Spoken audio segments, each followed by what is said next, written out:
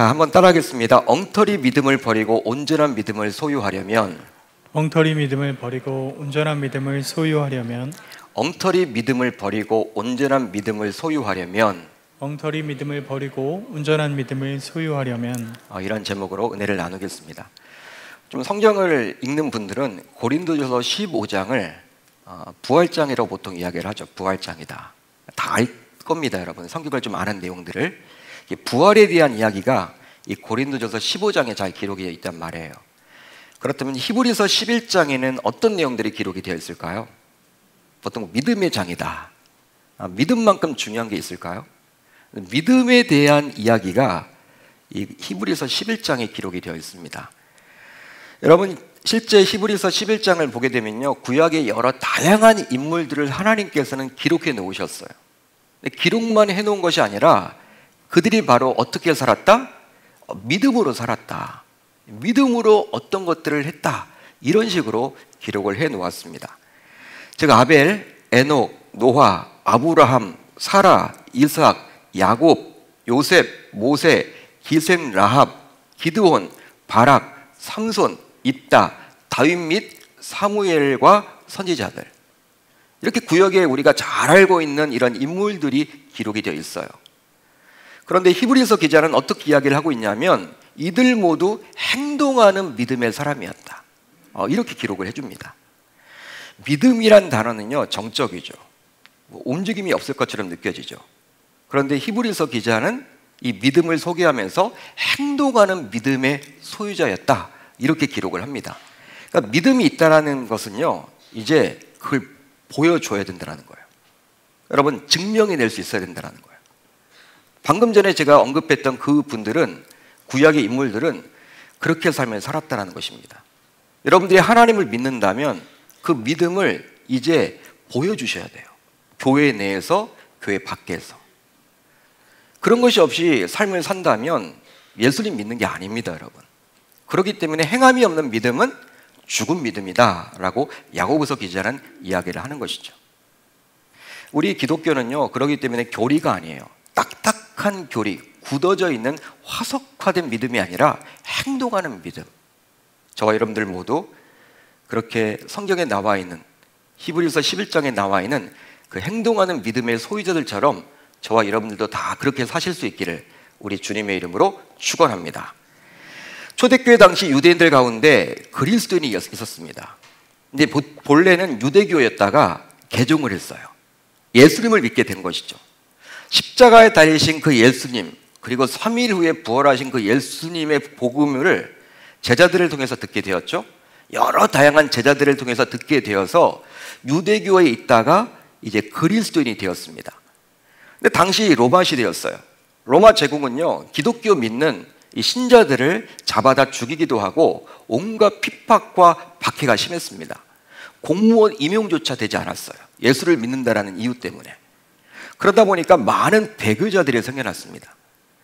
유대교를 믿다가 기독교인이 되었는데 다시금 유대교로 돌아가려고 했던 많은 분들이 생겨나게 되었어. 이런 상황 가운데 하나님께서는 히브리서 기자를 통해서 당시 유대 그리스도인들에게 분명히 그리스도가 어떤 분이며 너희들이 믿고 있는 그리스도교, 즉 기독교가 유대교와 어떤 점이 다른지에 대해서 잘 설명을 해줍니다. 그것이 바로 저와 여러분들이 잘 알고 있는 히브리서예요.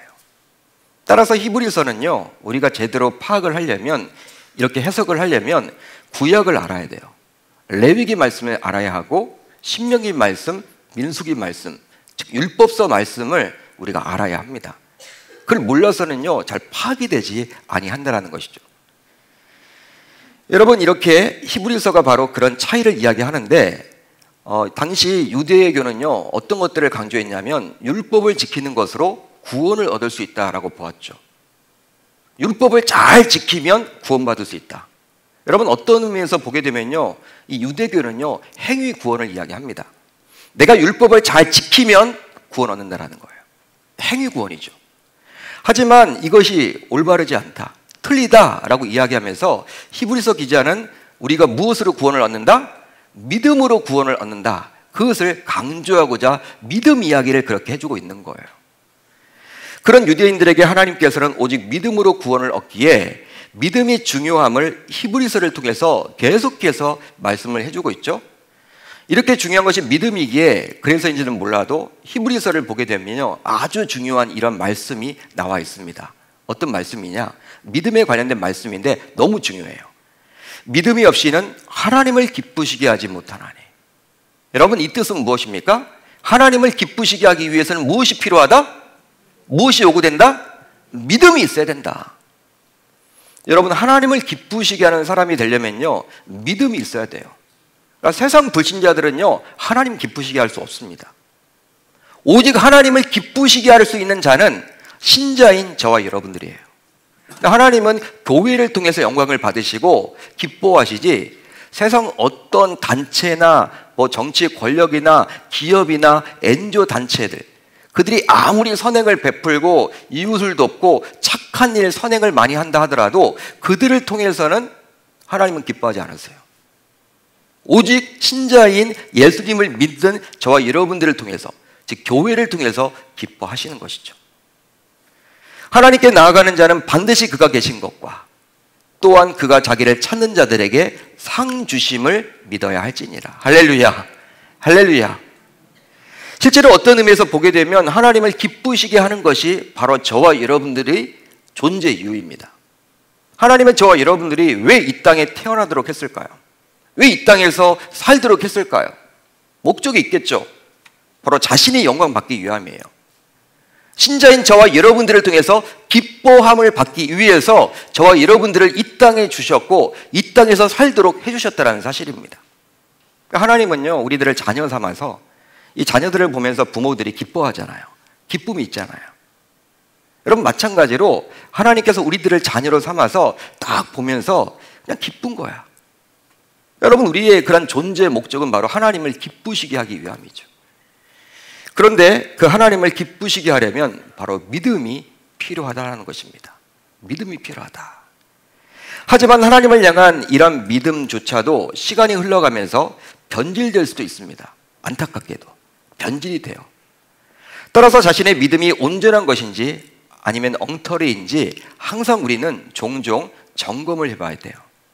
우리가 여러분 새 자동차를 샀다, 신차를 구입했다라고 해도 점검을 해야 됩니다. 일정 기간마다 점검을 해야 돼요. 엔진 오일도 점검을 하셔야 되고요, 타이어 마모도 점검을 하셔야 되고요, 여러 가지 여러분 자동차 오래 타려면 점검을 하셔야 돼요. 새 차를 뽑았다고 해서 그냥 점검도 없이 몇 년 타보세요. 오래 못 타요, 여러분. 마찬가지야. 우리가 하나님을 믿게 되었다고 해도 내 믿음이 과연 순수성을 유지하고 있는지, 정말 성경적인 믿음인지 아니면 비성경적인 믿음인지를 항상 염두에 두고 우리가 신앙생활을 해야 하는 거예요. 이제 우리는 2021년도를 마무리하고 새해를 준비해야만 하는 중요한 시간입니다. 이제 딱 한 달밖에 남지 않았어요.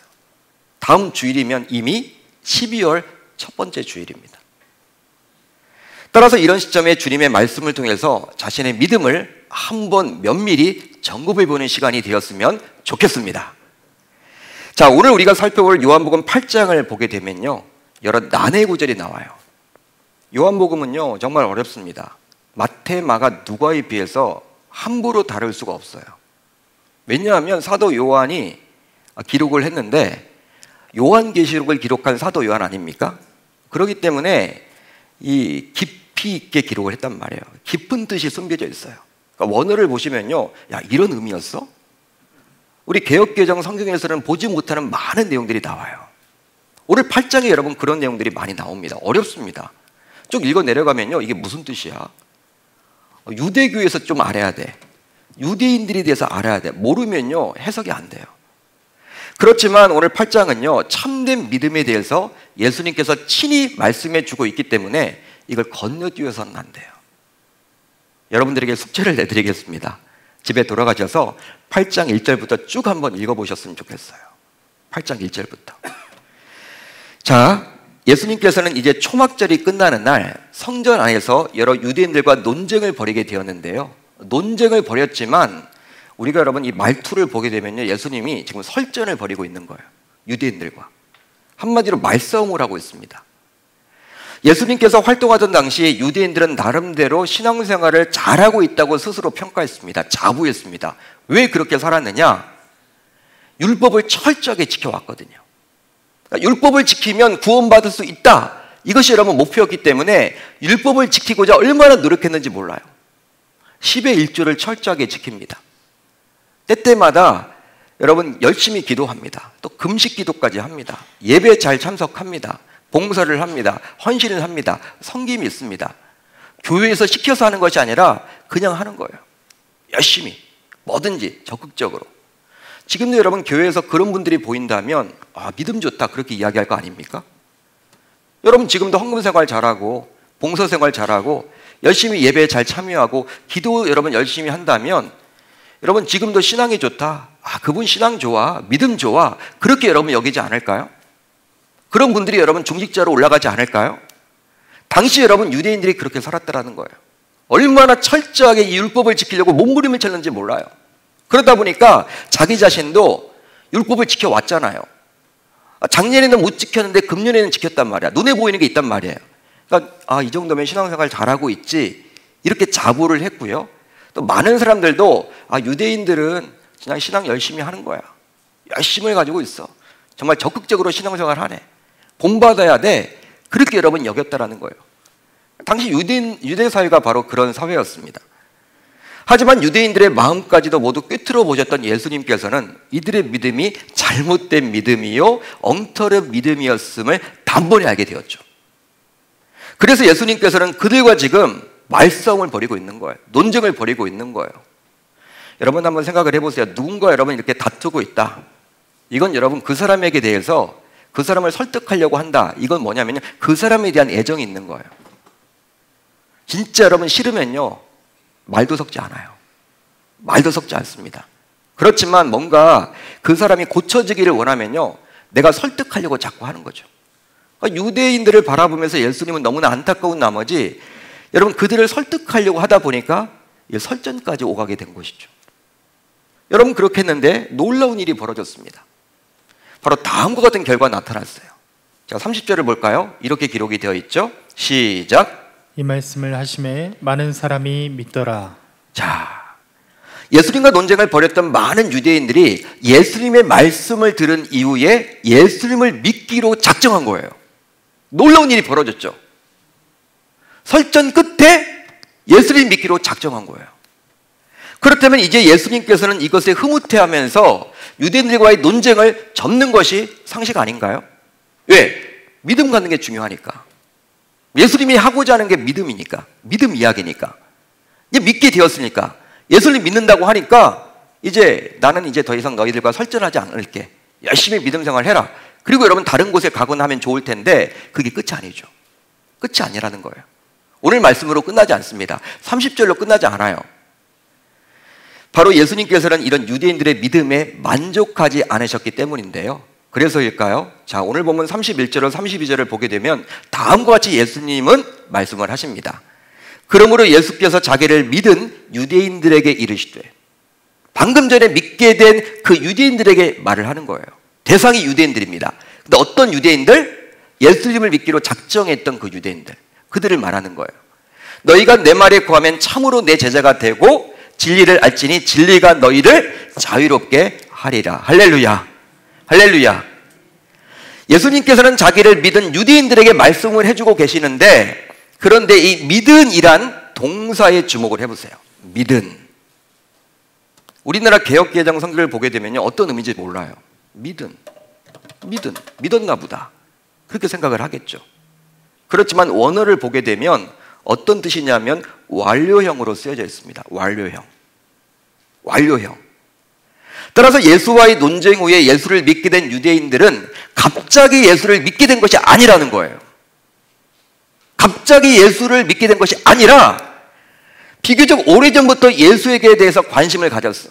그리고 지켜봐 왔어. 논쟁을 해보니까 예수 믿는 것이 나에게 유익이겠다. 나에게 이익이 되겠다. 나에게 수지에 맞겠다. 이기적인 마음으로 이제 예수를 믿겠다라는 의미가 있는 거예요. 그러니까 지켜봐온 거죠. 오래전부터. 그러다가 여러분 이제 논쟁 후에 예수 선택하겠다. 왜? 나에게 유익이 되기 때문에. 이것이 맞는 것 같다. 이런 이기적인 마음이 거기에 자리 잡고 있는 거예요. 순수성이 결여되어 있는 거예요. 그러다 보니까 예수님이 보았을 때 이 믿음은요, 온전한 믿음이 될 수 없었어요. 온전한 믿음이 될 수 없었습니다. 그렇다면 당시 유대인들의 믿음은 왜 엉터리 믿음이라 할 수 있을까요? 믿음이 믿긴 믿는데 왜 엉터리 믿음이 될까? 유대인들이 믿는다며 예수님. 그런데 왜 그들의 믿음이 엉터리 믿음이 될까? 우선 자존심을 내려놓지 못한 믿음이었기 때문입니다. 첫 번째 이유예요. 자존심을 내려놓지 못했어. 예수님께서는 진리를 알지니 진리가 너희를 자유롭게 하리라 라고 유대인들에게 말씀하셨죠? 그렇게 말씀을 하셨습니다. 즉 진리이신 예수를 알게 되면 그 예수께서 자유롭게 하신다라는 거예요. 이 말은 예수를 알면 자유로운 자가 될 수 있다라는 것입니다. 그런데 이런 말을 예수에게서 듣게 된 이후 유대인들은 다음과 같이 반응을 하게 되었는데요. 어떤 반응을 하게 되었습니까? 우리 8장 33절이에요. 우리 같이 읽어봅니다. 시작. 그들이 대답하되 우리가 아브라함의 자손이라 남의 종이 된 적이 없거늘 어찌하여 우리가 자유롭게 되리라 하느냐. 한마디로 유대인들은 우리가 분명 아브라함의 자손이고 남의 종이 된 적이 없는데, 즉 이미 자유롭게 살고 있는데 왜 굳이 또 자유롭게 되어야 하느냐라고 예수님께 지금 묻고 있는 거예요. 우리들 지금 자유롭게 살고 있지 않습니까? 아브라함의 자손으로서 자유롭게 살고 있는데 왜 우리들이 또 자유자가 되어야 합니까? 예수님. 반문을 합니다. 하지만 유대 민족의 역사를 보세요. 유대 민족의 역사를 보게 되면 그들만큼 이방으로부터 짓밟힌 민족은 또 없을 거예요. 우리 한민족과 보통 이렇게 비교를 많이 하죠. 유대인들의 역사를. 이 대한민국의 역사와. 얼마나 여러분 외적의 침입을 많이 당했습니까? 우리 대한민국도. 요즘에 여러분 전쟁이 없는 시즌이에요. 5,000년 역사를 보게 되면 이 한민족은요, 정말 여러분 전쟁이 얼마나 많은지 몰라요. 수없이 많은 전쟁. 유대의 역사를 보더라도 여러 외족의 침입을 많이 당했어요. 여러분 한마디로 애굽에서 종살이를 한 것부터 시작해서 바벨론, 페르시아, 헬라, 로마에 이르기까지 그들의 종살이는 그칠 날이 없었죠. 큰 여러분 제국의 압제를 당했어.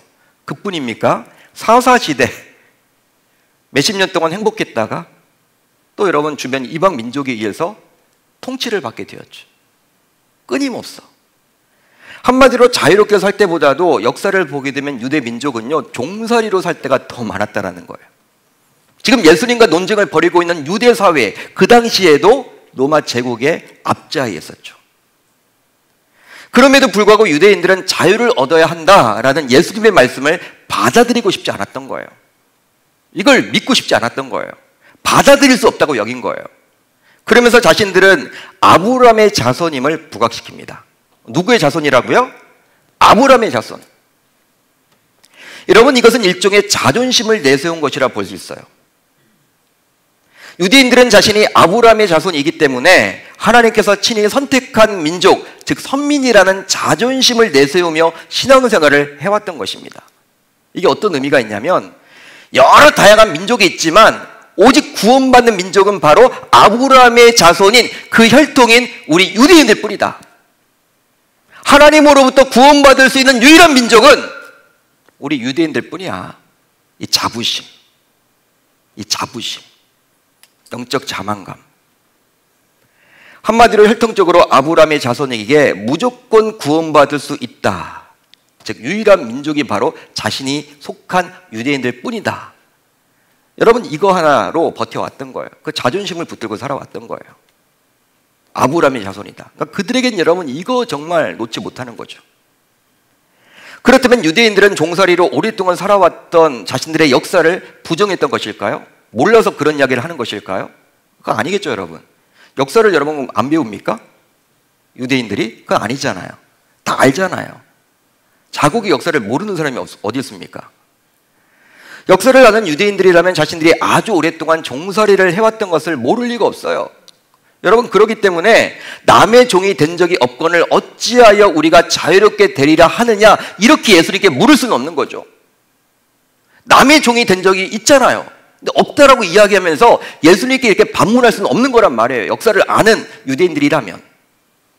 그런데 그렇게 묻고 있으니 그렇다면 이것을 어떻게 바라봐야만 할까요?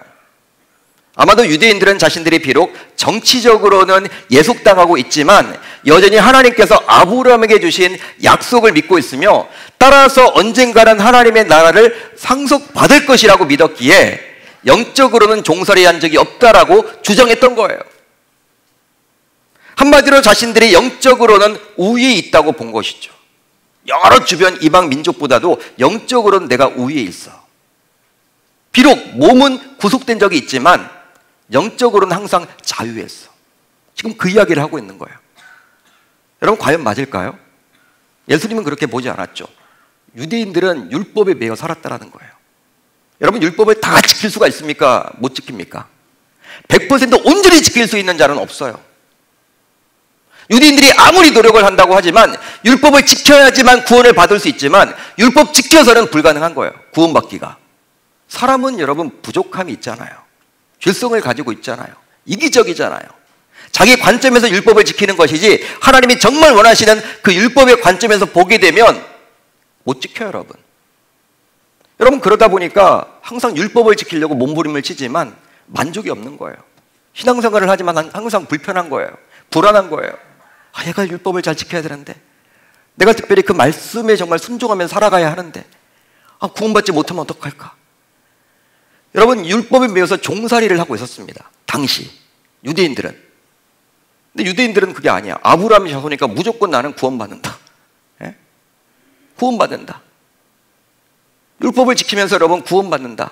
내가 율법을 다 지킬 수는 없지만 나는 아브라함의 자손이야. 그거 하나 붙들고 여러분 살아갔던 거예요.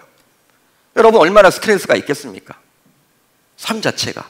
예수님께서 지금 그 이야기를 해주고 있는 것이죠. 제가 아브라함의 자손이라는 자존심을 내세우면서 살아왔던 거예요. 유대인들이, 당시 유대인들이. 그렇습니다. 물론 사람은 누구나 자존심을 가지고 있죠. 저도 자존심이 있고 여러분들도 존심이 다 있어요. 사람은 누구나 있습니다. 보통 우리들이 이런 말을 하죠. 자존심 건드리면 안 돼. 큰일 나. 자존심을 여러분 다 가지고 있어요. 건들지 말아야 선이 있는 거죠. 하지만 한 가지 우리가 깨달아야 할 점이 있다면 참된 믿음을 가지려면 그런 자존심조차도 다 깨어지고 녹아져야만 한다는 거예요. 여러분 믿으시면 아멘. 믿으시면 아멘. 한마디로 오늘 본문에서 볼 수 있는 즉 유대인들이 내세웠던 아브라함의 자손이라는 혈통과 같이 신자인 우리도 하나님 앞에서 여전히 버리지 못하고 아직까지도 내세우는 무언가가 있다라는 사실이에요. 하나님 믿는 신앙생활을 하면서도 아직까지 청산하지 못한 뭔가가 있어. 세상적인 관점에서 보게 되면 학벌. 교회 내에서도 학벌 자랑하는 분들이 있어. 자기가 여러분 어떤 좋은 대학에 나왔다라는 거예요. 남을 여러분 다 낮춰봐. 그런 거만한 여러분 이야기들, 행동들, 그런 마음들, 그런 생각들. 그게 바로 유대인들이 붙잡았던 아브라함의 자손이라는 그 자존심과 마찬가지인 거예요. 또 한 가지, 집안 배경. 우리 집은 몇 대째 예수 믿는 집안이야. 집안에 장로가 몇 분이 계시고 목사님들이 몇 분이 계시고 선교사님들이 몇 분이 계셔. 여러분 그것을 자랑하는 분들, 물론 자랑이 되죠. 그렇지만 그것이 전부이냐? 자신의 신앙생활보다 그것이 여러분 더 중요해. 사회적인 경력. 여러분 사회에서 뭘 높은 위치에 있었다. 그런 걸 여러분 교회까지 가지고 와서 이야기하는 분들. 여러분 그런 것들이 바로 다 아브라함의 자손이라고 붙들었던 자존심과 마찬가지 아닌가요? 교회에서는 여러분 누구 중심으로 삶을 살아가야 합니까? 하나님만을 바라봐야 돼. 예수 그리스도만이 보여야 돼. 근데 그분이 아니라 자꾸 그 자존심, 알량한 내가 쥐고 있는 거 그것까지 우리 주님은 놓기를 원하시는데 그것까지 붙들고 신앙생활을 하고 있다면 그것 자체가 여러분 나의 자존심을 지키는 거죠. 근데 우리 주님은 지금 그것까지도 버리라고 이야기를 하고 있는 거예요. 유대인들이 지금 그걸 버리지 못하고 있기에 예수님께서 지금 책망하고 계시는 거죠. 한마디로 그것이 바로 자신을 지켜줄 수 있다며 자존심을 내세우곤 하는 것입니다. 하지만 잘 생각을 해보세요. 전지전능하신 하나님 앞에서 학벌 좋은 것이 무슨 소용이 있단 말입니까? 여러분 그렇지 않나요? 하나님 앞에서 창조주 하나님 앞에서 화려한 경력이 무슨 자랑거리가 됩니까? 따라서 나의 모든 자존심이 완전히 끼어지고 녹아질 때 비로소 예수님만을 바라보는 참된 믿음을 소유하게 되는 거예요. 믿음의 순수성을 유지할 수 있는 것이죠. 한마디로 세상적으로 내세울 것이 없을 때 오직 예수님께만 집중할 수 있게 되는 것입니다. 여러분, 우리가 신앙생활을 하려면요, 진짜 예수님만 붙들고 나가야 되거든. 근데 뭔가를 가지고 있으면요, 왜 부자가 천국 가기 어렵다고 예수님이 그렇게 강조를 했냐면, 이 재물이 여러분 보이면요, 예수님을 의존하기보다는 재물에 의존할 때가 많이 있어요. 뭔가 믿는 구석에 있잖아. 우리 주님이 정말 원하시는 것은 신앙생활은 그렇게 하는 게 아니야. 양다리 걸치지 마. 나에게만 집중해야 돼. 나에게만. 네 물질 내가 준 거잖아. 나만 바라봐. 여러분, 이건데 우리가 그렇게 하지 못하는 거예요. 당시 유대인들이 여러분 아브라함의 자손이다. 여러분, 아브라함의 자손이 여러분 축복이죠. 당연히 좋은 거죠. 그게 나쁜 게 아닙니다, 여러분. 근데 그걸 여러분 붙들고 그게 전부인 양 살아왔기 때문에 문제가 크다라는 거예요. 처음에 여러분 아브라함의 자손으로 이렇게 세워놨죠. 여러분, 그 자체가 여러분 나쁜 게 아니야. 하나님께서 주신 건데. 변질된 거예요, 신앙이. 마가복음 7장을 보시면 이방 출신인 수르보니게 여인이 자신의 귀신 들린 딸을 고치고자 예수님께 찾아와서 엎드렸어요. 딸이 귀신이 들렸어. 얼마나 어미로서 마음이 아플까요? 이방 여인이었어. 그런데 예수님께서는 평소답지 않게 이상한 이야기를 이 여인에게 합니다. 우리가 알기로 예수님은 사랑이 많으시기 때문에 귀신 들린 딸, 어렵게 여러분 예수님 자기를 찾아왔으면 우리가 알고 있는 예수님의 관점에서는 고쳐줘야 되겠죠. 귀신을 내어 쫓는 게 상식이겠죠. 그게 맞죠. 예수님이 이런 말씀을 하셨습니다. 이 여인에게. 자녀로 먼저 배불리 먹게 할지니 자녀의 떡을 취하여 개들에게 던짐이 마땅치 아니하니라. 한마디로 뭐예요? 이방 여인이기 때문에 자녀가 아니라 뭐라는 거예요? 개라는 거예요. 여러분, 우리나라 욕에서도 개 XS가 있죠. 욕도 개 XX가 있잖아요. 유대 사회에서도 여러분 개 XS가 있습니다. 개라고 하면요, 가장 여러분 비열한 거예요. 못 참는 거예요, 여러분. 그런 욕 들으면. 근데 예수님께서 지금 그렇게 이야기해. 완전히 자존심을 깎아내는 거예요. 이 여인이 뭘 잘못했습니까? 한번 생각을 해보세요. 여인이 뭘 잘못했어요? 오히려 칭찬받을 믿음 아닌가요? 예수님 찾아왔잖아요. 어려움 당하니까. 딸이 귀신 들려서 찾아온 것 뿐이야. 뭘 여러분 잘못했다고 예수님이 이렇게 개 XX를 이야기할까요? 보통 우리들 같으면 뭐 이런 사람이 다 있어. 자존심 상하네. 욕을 여러분 한바탕 해대고 그냥 갈 거란 말이야. 여러분, 그게 여러분 세상의 원리죠. 신자들 가운데도 그러잖아. 내 자존심이 무너지면요 막 싸대는 분들도 있죠. 교회 내에서도. 그런데 여러분, 이 여인은 자신의 딸을 살리고자 예수님을 찾아왔기에 자신의 자존심까지도 내려놓게 되었어요. 그러기에 이 여인은 예수님께 다음과 같은 말을 했습니다. 주여 올소이다마는. 이 말은 뭐예요? 주님 올소이다마는. 주님, 저는 개 XS가 맞습니다. 당신이 개 XX라고 하면 저는 그게 맞습니다. 상아의 개들도 단지 아이들이 먹던 부스러기를 먹나이다. 이 말은 뭐예요? 그렇지만 저에게 좀 부스러기 은혜라도 좀 베풀어 주세요. 내 딸 살려주세요. 내 딸 살려주세요. 내 딸 살려주세요. 이거예요. 여인은 자신을 개라고 여기면서 예수님께 부스러기 은혜라도 부어달라고 자존심을 깎아내리면서 예수님을 만나요. 예수님은 결국 고쳐주시죠. 그러기에 예수님 앞에서는 이런 수르보니의 여인과 같이 자신의 마지막 남은 자존심조차도 깨끗하게 내려놓아야 할 줄로 믿습니다. 예수님 앞에서는, 하나님 앞에서는 자신의 자존심을 내서서는 안 돼요. 여러분, 예수님이 하나님이시잖아요. 하나님의 아들이 직접 앞에 있잖아. 근데 여러분, 유대인들은 왜 이 아브라함의 자손인데 이걸 여러분 이렇게 강조하냐? 예? 하나님 앞에서. 그게 뭐라고? 하나님도 아브라함이 보내셨는데. 참 여러분, 너무나 안타깝죠. 오늘 말씀에 나와 있는 유대인들의 모습을 보면. 근데 그런 모습이 바로 저와 여러분들의 모습이라는 거예요. 저와 여러분들 모두 깨끗하게 자존심마저도 내려놓아서 온전한 믿음을 소유할 수 있어야 할 줄로 믿습니다. 다음으로 이성적인 한계를 극복하지 못한 믿음이었기 때문입니다. 이성적인 한계를 극복하지 못한 믿음이었어요. 유대인들에게 있어서 아브라함은 존경의 대상이었습니다. 지금도 유대인들에게 여러분 누구를 가장 존경하세요? 라고 물어보세요. 아는 유대인들이 있다면 넘버원이 아브라함, 두 번째가 다윗입니다. 마태복음 1장을 보게 되면 어떻게 나와 있습니까? 어떻게 시작을 합니까? 아브라함과 다윗의 자손 예수 그리스도의 계보라. 다른 복음서는 그렇게 시작하지 않아요. 마태복음은 왜 그렇게 기록을 하고 있을까요? 마태복음은요, 유대인들을 대상으로 기록된 하나님의 말씀이에요. 유대인들에게 예수님을 소개하려고 그래. 여러분, 그런데 마태가 보기에 하나님께서 주신 지혜를 주셨는데 하나님은 어떻게 기록을 해요? 유대인들의 관심을 가져야 될 거 아니에요. 근데 아브라함으로 시작을 하면요, 읽어 내려가요. 마태복음을 다 읽는단 말이에요. 왜? 아브라함이 너무나 존경의 대상이기 때문에. 그러니까 마태복음 1장부터 그렇게 아브라함으로부터 시작을 합니다. 예수님과의 연관성을 이야기합니다. 그만큼 존경의 대상이 바로 아브라함이에요. 유대인들에게 있어서.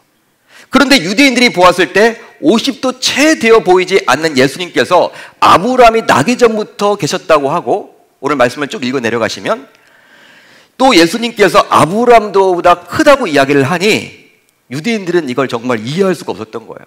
자신의 여러분 이성적인 사고로 이해할 수 없었던 거예요. 이게 말이 되냐? 아브라함이 채 50도 되지 아니했는데, 야, 아브라함은 뭐 대단하잖아요. 우리 선조인데, 믿음의 선조인데 어떻게 그분보다 크고 그분을 어떻게 보냈다고 이야기를 하고 하냐? 자신의 여러분 이성으로 이해할 수 없는 거예요. 유대인들이 보기에. 거기에 더하여 예수님께서 그렇게 여러분 작고 자신이 아브라함보다 크고 아브라함보다 정말 오래전부터 있었고 아브라함을 보냈고, 여러분 그런 이상한 이야기를 하니까 유대인들이 보기에 이상한 이야기로 들리겠죠? 그러자 여러분 어떻게 이야기를 하냐면 유대인들은 예수님을 향해서 다음과 같이 말하기까지 합니다. 유대인들이 이르되 지금 내가 귀신 들린 줄을 아노라. 예수님을 향해서 귀신 들렸대. 귀신 들렸대. 왜? 돌았다라는 거죠. 자신의 이성으로 이해가 안 되니까 이상한 이야기 하는구나. 미친 척하구나. 귀신 들렸다. 여러분 결과적으로 돌 들어서 돌로 예수님을 치려고까지 합니다. 예수님을 죽여버리려고 해요. 자신이 이해할 수 없다고 하면서. 유대인들은 자신들의 이성으로 받아들일 수 있는 것만 받아들이고 받아들일 수 없는 것은 거부했던 거예요. 한마디로 그들의 믿음은. 이것이 바로 당시 그들의 믿음이었습니다. 자신의 이성적으로 생각해서 받아들일 수 있는 건 받아들여. 하지만 받아들이기 힘든 것은, 곤란한 것은 이성적으로 보았을 때 거부해버립니다.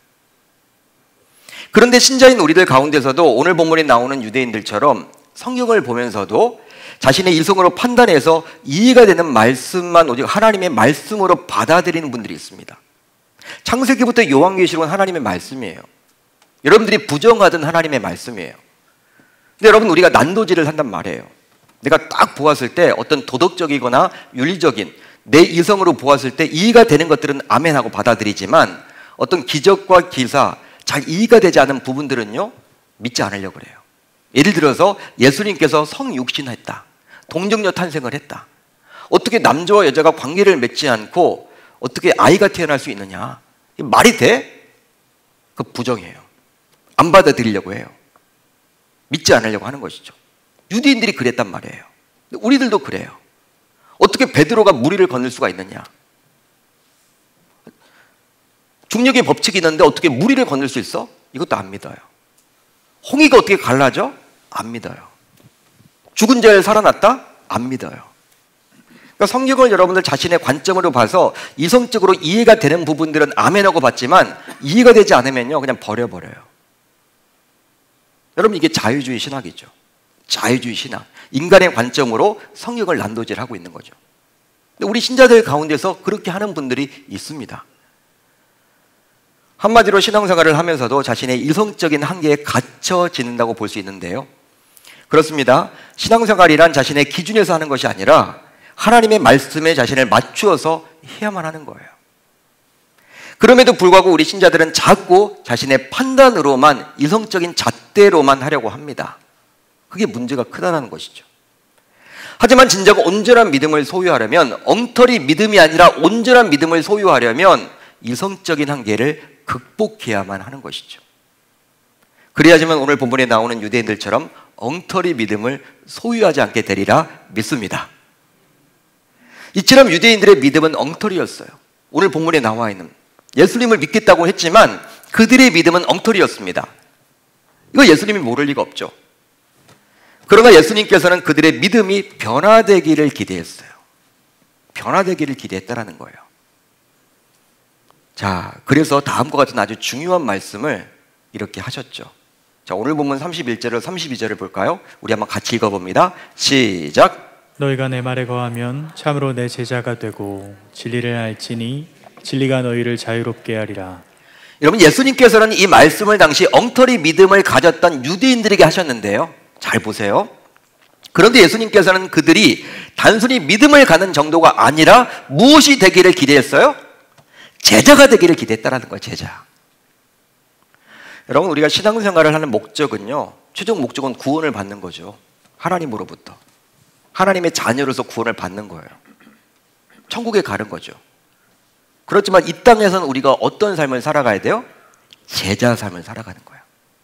우리 교회 비전이 있습니다. 바로 무엇입니까? 광명복음화, 민족복음화, 세계복음화를 꿈꾸며 하나님 나라의 비전을 이루는 제자들의 공동체. 무리들의 공동체가 아니에요. 제자들의 공동체. 예수님 믿으면요, 제자가 되어야 돼. 야, 너희들 나를 믿는다며 제자까지 나가야 돼. 지금 그 말을 해주고 있는 거예요.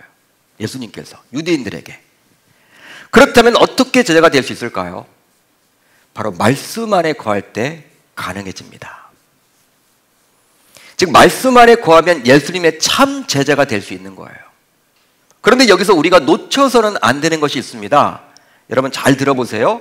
바로 우리가 읽고 있는 개역개정 성경은 너희가 내 말에 거하면 참으로 내 제자가 되고 라고 번역하고 있죠. 여러분들이 가지고 있는 성경을 보세요. 그렇게 기록이 되어 있습니다. 너희가 내 말에 거하면 참으로 내 제자가 되고. 이것은 원문을 잘 살린 번역이 아니에요. 잘 살린 번역이 아닙니다. 언어를 보게 되면. 이 개역개정을 보고 있으면요, 오해하기가 참 쉬워.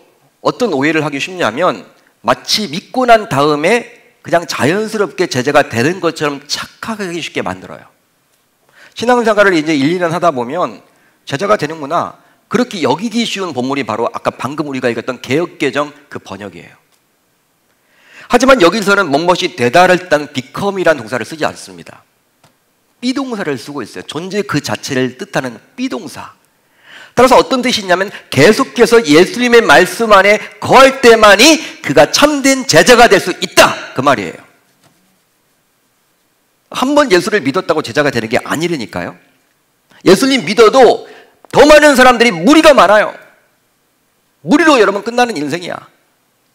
제자가 되는 인생은 소수라는 거예요. 극소수.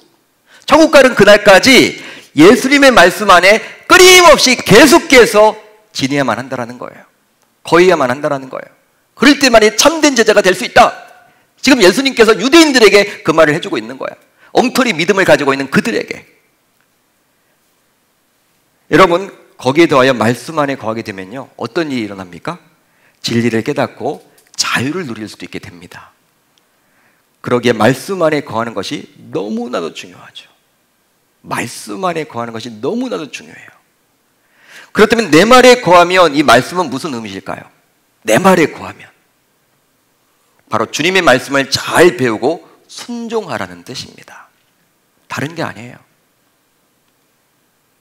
내가 아버지의 계명을 지켜 그의 사랑 안에 거하는 것 같이 너희도 내 계명을 지키면 내 사랑 안에 거하리라. 지키면, 즉 말씀대로 살아내면. 여러분, 단순히 성경적인 지식이 많다고 해서 저절로 말씀 안에 거하는 게 아니에요.